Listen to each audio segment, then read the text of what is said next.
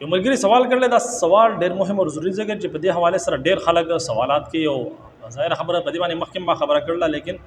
دا سوالات ډېر زیات راځي نو ما ضرور کړل په دې باندې بیا زه تفصیلی گفتگو کوم او چې کوم شری مسله ده اساس او مخې ته بیان کړم. دا ملګری سوال کوي چې کله زنانه د کار په وجه باندې یعنی ظاهر خبره ده زنانه کار کوي دروازه او ستړي شي نو بیا د شپې مثال طور پر کچري دا زنانه د همسرین انکار وکړي نو آیا په دغه صورت کې د زنانه ته ګناه ملاويږي یا نه ملاويږي؟ دغه شانتي په دې حالت کې بیا چې کوم شوهر دی چې کوم خاوند دی هغه بیا څه کول پکار دی؟ ګوره ټول مکنه خبره ده چې شریعت مطهره کې چې کوم هم استری د کورواله داغي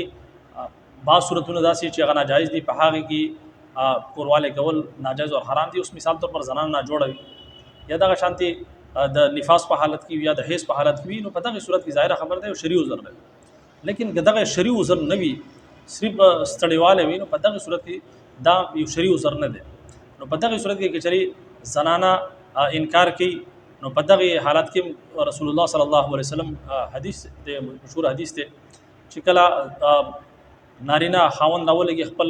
خزي ته आवाज وکي او دا لاړ نشي نو تر ساره پوری په دې زنانه باندې د الله رب عزت طرف نه لعنت وريږي او داغي وجه دغه دا چې ظاهر خبره ده کچري د خاون خواهش پوره نشي نو دا خاون چې کوم دی بیا بارزي او په غلط طریقو باندې خپل خواهش پوره کوي. نن سبا کې څومره مسائل مخې ترازی دا خلک چې اواره ګرځي او بار غلط کاریان کې بدکاریان کې لګیا دي او دا شانتي د زنا کې سونه ډېر مخې ترازی داغي وجم دغه چې کوم کسانو چې کوم جنسي خواهش ته هغه په حلاله طریقې سره نه پوره کیږي نو د هغه اقدام بیا غو داسې چتي چې هغه بهر زی او په حرامه طریقې سره بیا خپل چې کوم حاجت دی هغه پوره کوي نو په دغه صورت کې د انکار په صورت کې د دې نقصانات ډېر زیات دي. نو مثال طور پر اوس دا زنانه انکار وکړي نو بده کې د زنانه ظاهر خبره ستړي لیکن بده کې دومره د زنانه نقصان نه کیږي بلکې بده کې د چې کوم نارینه دغه طاقت ضایع کیږي بده کې زنانه طاقت نه ضایع کیږي. په دغه صورت کې زنانه انکار نه دی پکار ظاهر خبره داسې عمل نه دی چې بده باندې ګنټي ولګي نو مختصر غو ټیم غواړي او داغه نه بعد چې کوم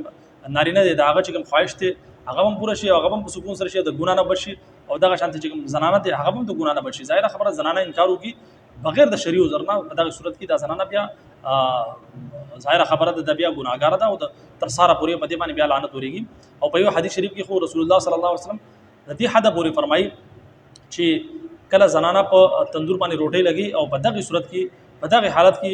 نارینه خاوند اولګي خپل خزي ته आवाज وکي نو دا زنانه ته د حکم دی چې ته به دا روټي په دغه تندور کې پریدي او سي لومبه خپل د چې کوم خاوند دی داغه خواهش پوره کوي. بهرحال په دې حواله سره چې کوم یورپی ممالک دي غیر مسلمان دي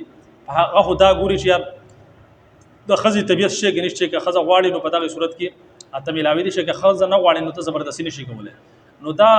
د یورپی کلچر دی دا غیر مسلمو کلچر دی او ظاهر خبره د منګه تاسو مسلمانانو یو منګه اسلام فالو کو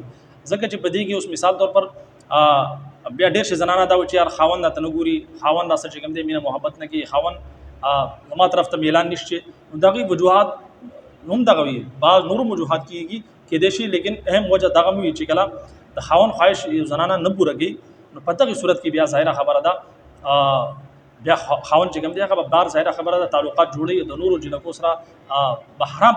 تعلقات جوړي نو په دغه کې ظاهر خبر ده بار جنہ کې بم ګناګار کیږي خاوند به دم ګناګار کیږي او ته خپل هم د دې وجنه ګناګار کیږي نو په دغه صورت کې ظاهر خبره ده شریعت دا حکم دی چې شریع عذر نه وي نو زنانه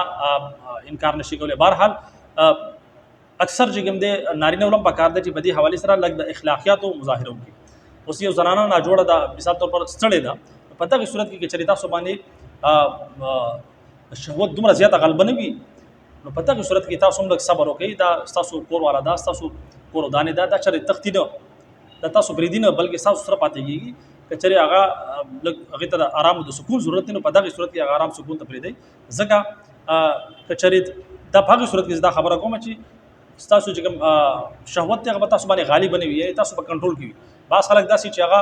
صرف د مزه لپاره عمل کول ضروری ګڼي نو داسې نه د پکار اوس یو زنانه داسې هغه مثال طور پر ستړي ده څنګه چې تاسو مخکې مثال درکو په دغه صورت کې دا د اخلاقیات هم تقاضا چې په دغه صورت کې دا هم خیال وساتل شي هغه انسانان دي نو دا یو خبره دغه دا چې کوم عمل له هم استری کول دي په ذریعہ باندې قرآن مجید کې الله رب عزت فرمایي چې تسكنوا الیها تاسو دې په ذریعہ باندې سکون حاصلوي. لیکن اوس پدې کې یو طرف ته چې کوم دې رضامندي او بل طرف ته رضامندي نه وي نو په دغه صورت کې هغه لطف هغه سکون انسان نشي حاصلولی چې کوم سکون ظاهره خبره دواړو طرف نه پر رضامندي کې وي. په هر حال دا یو مهمه ضروري مسله وه نو تاسو مخې ته بیان کړه. امید کوم چې مسله مو سمجھ کې راغلی. اجازه راکړئ. السلام علیکم ورحمۃ اللہ وبرکاتہ.